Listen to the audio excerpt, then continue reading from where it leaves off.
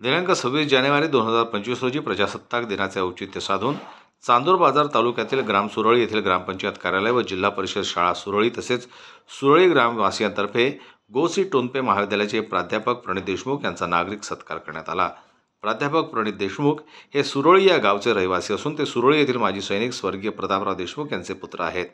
त्यांनी मिळवलेल्या शैक्षणिक सामाजिक क्षेत्रातील कामगिरीबद्दल त्यांना विविध पुरस्कार प्राप्त झालेले आहेत आणि हाच उद्देश समोर ठेवून ग्रामपंचायत कार्यालयाचे सरपंच श्री मोहनराव देशमुख, ग्रामसचिव श्री बंडसाहेब व उपसरपंच श्री शैलेश निरगुळे यांनी प्रणित देशमुख यांच्या गावाचे नाव संपूर्ण राज्यात उंचवल्याबद्दल गावाचे भूषण म्हणून त्यांचा नागरिक सत्कार केला।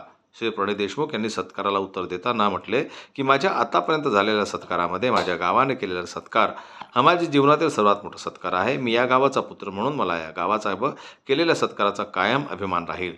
केलेल्या सत्कारातून मला सकारात्मक ऊर्जा प्राप्त होऊन यानंतर अशाच प्रकारचं शैक्षणिक व सामाजिक योगदान समाजासाठी करीत राहील असं आश्वासन त्यांनी या निमित्तानं दिलं।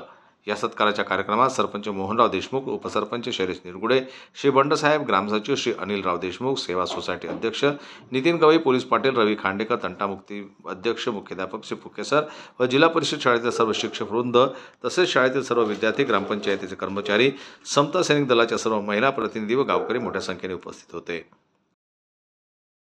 जनमत लाईव्ह न्यूज करता मयूर खापरे यांची रिपोर्ट, चांदूर बाजारहून।